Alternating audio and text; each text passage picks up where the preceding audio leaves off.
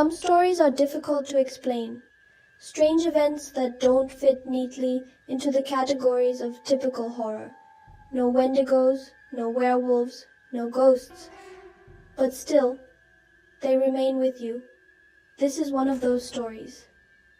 Located in the heart of rural northwestern Colombia, my family's farm once seemed like the perfect place.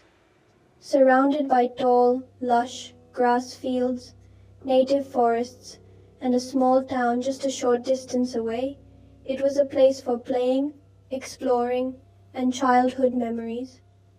But at night, something about it felt off. As children, we would play all day, but when night fell, a strange sensation would take over. It wasn't the usual fear of the dark. No, it was something different. The night seemed heavier, as though the darkness was swallowing the land whole, no matter how bright the moon was. We would always promise ourselves we'd camp outside in the fields, only to chicken out and run back to the farmhouse before sunset. One night, my friend Ben stayed over. He couldn't sleep and decided to take a late-night walk to the stables.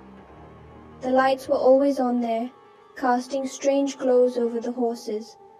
But as he approached, something caught his eye, a tail braiding itself in the air. He froze, staring in disbelief. There was no one there. The tail continued to braid itself, but no person, no creature was in sight. Ben ran back to the house, unsettled by what he'd just witnessed. Just a few nights later, I had my own terrifying encounter. It was around 3 a.m. I was lying in bed when I heard the unmistakable sound of heavy footsteps, slow, deliberate, circling outside my window. My heart pounded, but I remained still, hoping it was just the wind. But the footsteps stopped, right outside my window. Heavy, slow footsteps. The breathing of something unseen. I could hear slow, labored breathing, almost a growl, like something was standing there, just outside the glass. I didn't dare open my eyes.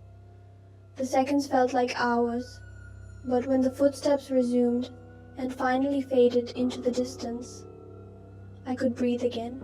Years later, my sister had her own strange encounter. She was playing outside with her friends when she saw them. 4 figures, dressed in long white robes, walking toward the gate. They moved in an unnervingly synchronized fashion, as if they were part of some strange ritual. No faces, no details. Just 4 figures walking in unison, perfectly spaced. And then there was the armadillo, found in one of the grazing fields. Its body was shredded, torn apart as if by some wild creature. But we never heard of any wild dogs in the area. It was strange, even more so because it didn't fit with the usual natural order of things. One of the farm workers, out early at 5 a.m., reported something even more bizarre. A creature he could only describe as a monkey with white fur, running on its hind legs at an impossible speed.